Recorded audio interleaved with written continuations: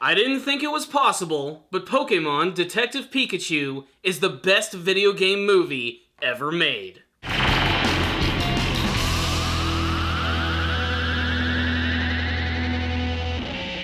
Greeting fellow Pokemon trainers of the world, are you hyped for Pokemon Detective Pikachu? Well, you should be, because it's a really good movie. Honestly, I have to admit, I was a little apprehensive when they announced that they were going to be making a live-action Pokemon movie. I didn't think that it would ever be possible, and I didn't expect that in my lifetime anyway, they would actually attempt to do anything like this. But believe it or not, they pulled it off with love and care, and it managed to actually be a pretty fun movie. It was a, dare I say it, Pokemon neo-noir film, which is really strange to say. 20 years ago when I started playing the Pokemon games, I never imagined that the very first Pokemon live-action movie would actually be a detective story in the vein of, say, Who Framed Roger Rabbit.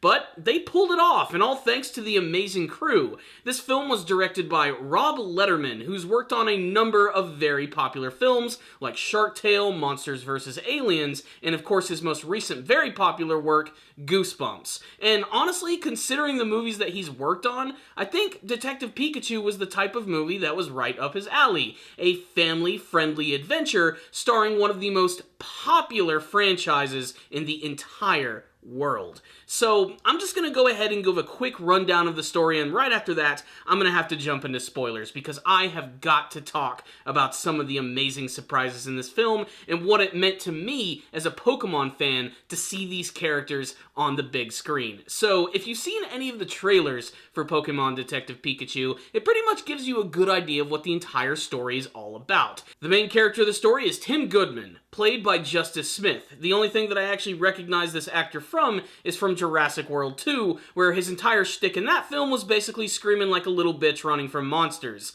And in many senses, he kind of does the same thing here. But at the same time, I think they play more to his strengths in this actual story, and they turn him into this very sad and lonely character in the Pokemon world who wants nothing to do with the actual pocket monsters themselves. Due to an event when he was a child and him being separated from his mother and his father, he grew up resenting the world of Pokemon a little bit and never really had an opportunity to warm up to them or his very own family. That is until suddenly his father, Harry Goodman, suddenly disappears in an event involving a very powerful Pokemon. This drags him back to his home apartment where he runs into his father's partner Pokemon Pikachu, who just so happens to have the ability to talk. They then go on an adventure to try and figure out what happened to his father, meeting a lot of Pokemon and fun characters along the way. That's pretty much the story, and I think it's handled really well. Earlier, I compared this story to Roger Rabbit, and that's not exactly a bad thing. What I really loved about this movie is that it actually didn't go in too far of a dark territory. I know for some older Pokemon fans, they want to see a more mature Pokemon storyline, but I thought that this film was perfect in that it was made for pretty much Pokemon fans of all ages. There are a few jokes that do push it to the limit a little bit, especially with Ryan Reynolds as Pikachu, but for the most part, this is just the good, family-friendly Pokemon that you have always remembered. And thankfully, there's a lot of really great Pokemon in this film, which are rendered in CGI, and they all look great. I think the most hardcore Pokemon fans are really going to appreciate that the film crew actually went out of their way to try and represent these Pokemon in the best way possible. They really do feel like they jumped out of the games in the anime series, retaining a lot of their distinctive personalities, and watching them interact and work with the humans in the city is honestly pretty freaking great. Especially because the entire concept of this film is that it takes place in a city where Pokemon are not traditionally used to battle or to capture or keep in Pokeballs. They're actually allowed to just sort of wander around in the wild and interact with humans and work directly with them. There's a lot of little details that I love, like there's a Machamp who's directing traffic, there's a Squirtle that acts as a firefighter, and there's even a Ditto in a news station which is actually able to transform into a PA to help out people on set.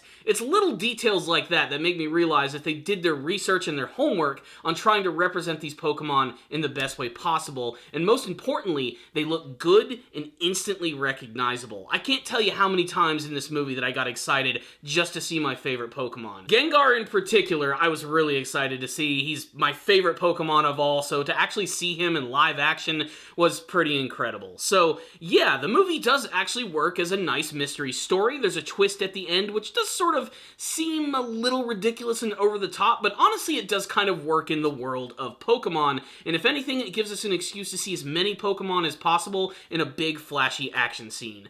So, without further ado, let's just jump into spoiler territory. You have been warned. I'm going to talk about all of the twists, the turns, and all of the Pokemon that appear in this movie. Ready, set, go. First, I want to go ahead and get my negative thoughts on the film completely out of the way, because I really just don't have that much bad to say, actually, about this movie. The first being that the human actors are okay. I mean, you have Justice Smith, who does a pretty competent job as Tim Goodman, and he sort of acts as kind of like the straight man to Ryan Reynolds' Pikachu, who does a fantastic job in the movie. But there's this one female character who goes by the name of Lucy, who's played by an actress by the name of Katherine Newton, who just did not do a very good job in this movie. She really went over the top with her character. She's basically an April O'Neil-esque investigator. She's an intern which works for this news station and desperately wants to work her way to the top, and she does it in the most ridiculous and over-the-top way possible. She needed to dial it back just a little bit.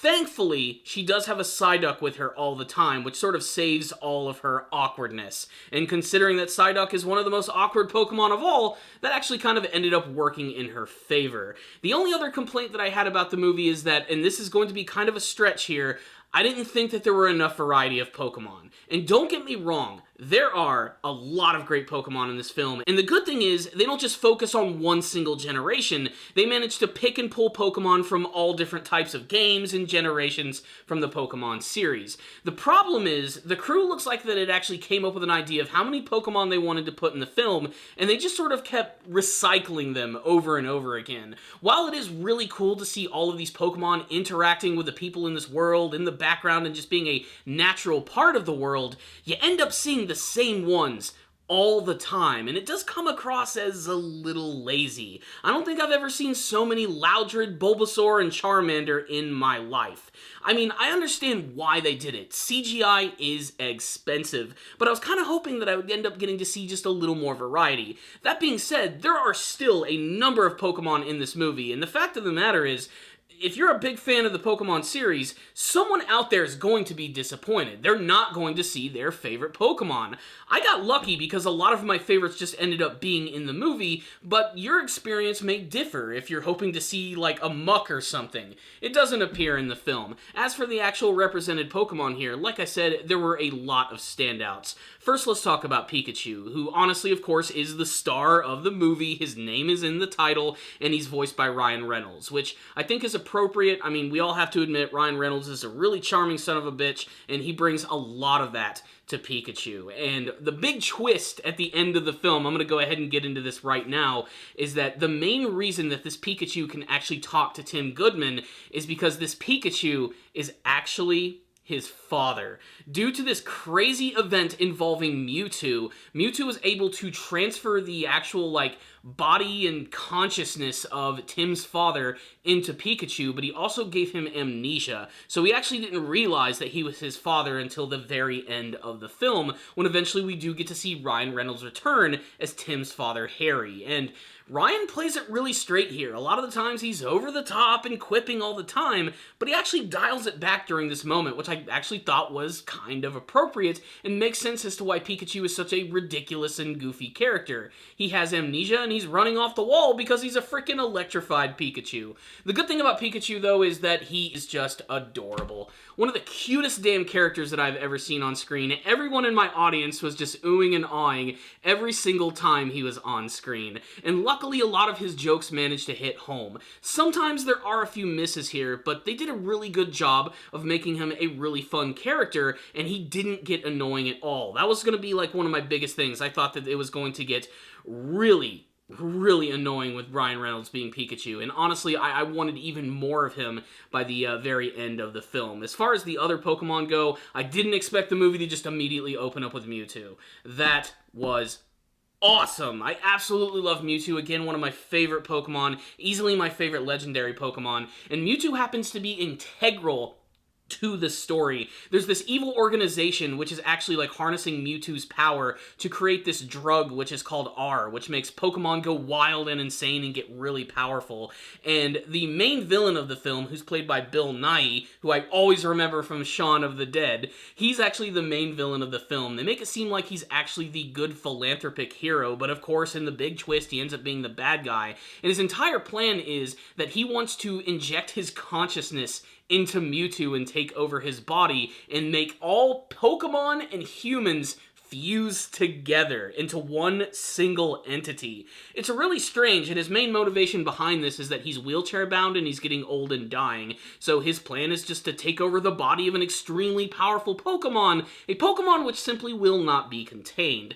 They do a great job of establishing that Mewtwo is a very powerful force, and I loved the callback to Pokemon the first movie in the very first opening dialogue, where he's getting ready to break out, and his first line of dialogue is, "There's someone outside." It's exactly what he was saying in Pokemon, the very first movie, right as he broke out. And it's kind of similar to that, where he explodes out of the pod, starts destroying the lab, and flying up into the sky. It's a really great moment, and even the scenes at the end where he's taken over by Bill Nighy's consciousness and flying around fighting Pikachu in Rhyme City is just so surreal to see. It was so strange to see Mewtwo in this film. In retrospect, I really wish they had not have shown Mewtwo in the trailers. It would have been way more of a surprise to open up this movie immediately seeing him. It would have just absolutely floored me. As it was, I was just like, oh, there's Mewtwo. That's awesome. It still didn't really take away from the hype, but man, that would have been a way bigger surprise if they hadn't actually revealed that in the trailers. As far as the other Pokemon in the film, there are a number of standouts. Aside from Pikachu and Mewtwo, Psyduck is hilarious. It's exactly the Psyduck that you always remember. Extremely awkward, always just running into things randomly, and of course, when it gets random headaches, it turns into a massive destructive bomb of hilariousness. Some of the interactions that Pikachu has with Psyduck are also some of the highlights of the movie as well, I have to admit. But aside from that, there are a few other Pokemon that are pretty damned awesome. First, I love that we got to see a couple of traditional battles. I love that we got to see Gengar battling against a Blastoise in an underground fight club. That was really awesome. My boy Gengar won, which was also really awesome. Charizard was also a standout, which I wish they would have used him just a little bit more in the movie. I was almost fully convinced they were going to include him in the final scene with Pikachu, but unfortunately, Charizard did not really end up showing up, unless you count the Ditto. Yes, there's a Ditto in this movie, and the Ditto is awesome. It actually ends up being pretty important, actually being one of the Pokemon that's working with the main villain, and it has the ability to not just transform into Pokemon, but to people as well. And at the end of the film, watching it transform into various Pokemon and fight against Tim and Pikachu was really satisfying to see, I have to say. There's a Ludicolo that runs a coffee shop. There's a Jigglypuff which is doing its traditional song and putting someone to sleep. There's Charmanders that are working at a stall, cooking food with the fire from its tail. There's a group of Bulbasaur and Morlul in the forest, which is one of the most beautiful scenes of the entire film. It almost kind of reminded me of something out of a Miyazaki anime movie. Just the overall style of all of it. Watching the Morlul come out of the ground and all of the Bulbasaur working together. Bulbasaur, again, is one of my favorite Pokemon, so seeing it was great. There's also a lot of blink and you'll miss it moments from this movie of Pokemon who make some appearances. I loved at the very beginning of the film, they do this little PSA of explaining like how the Pokemon world works,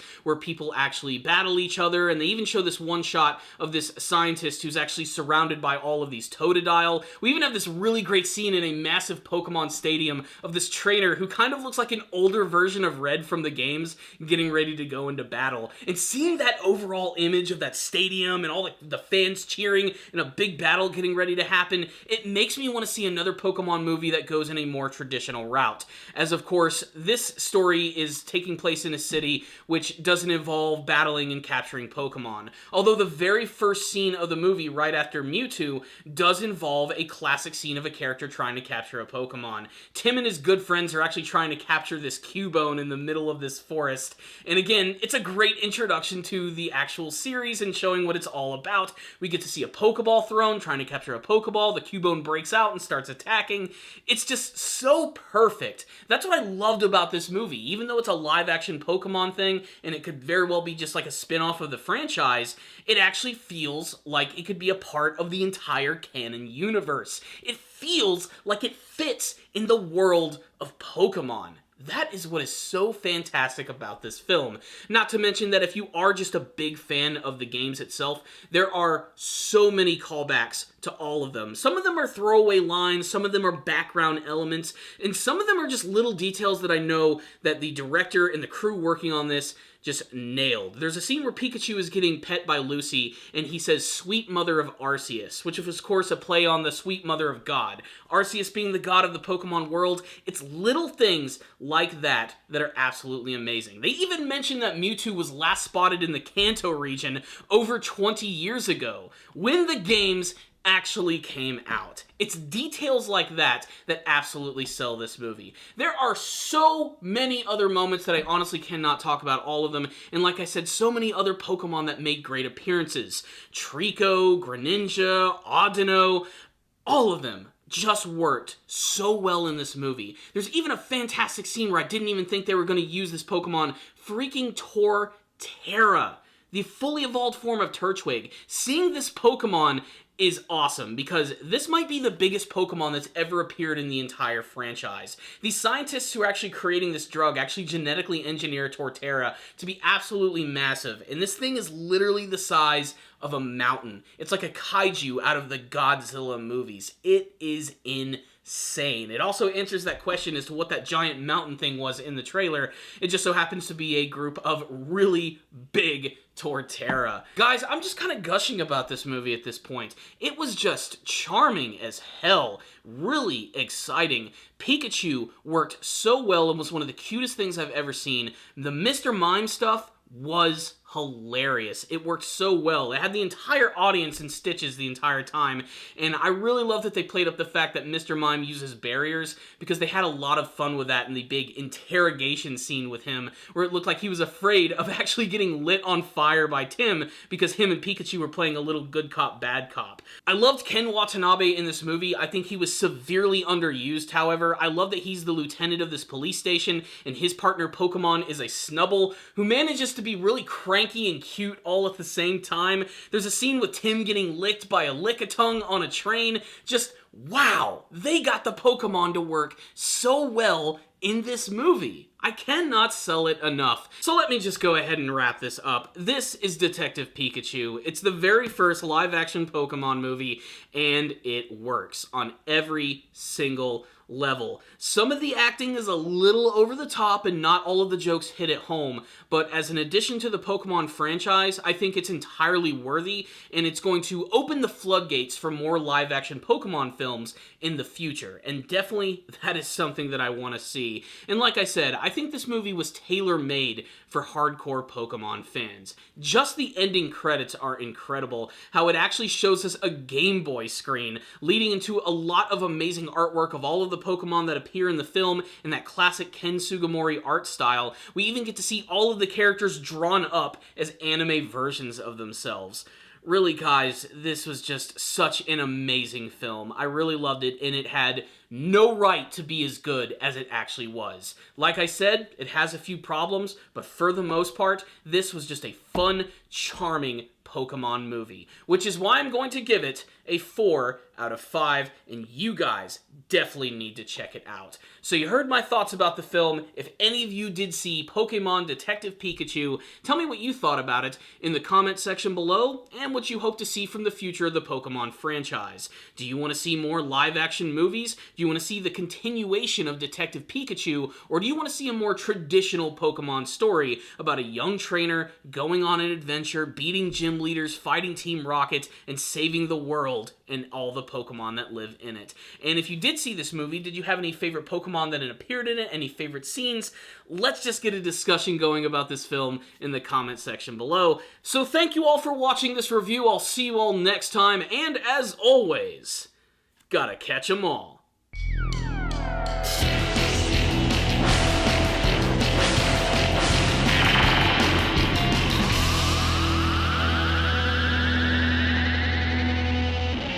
Let's get one thing straight. The best scene of this movie was Pikachu singing the Pokemon theme.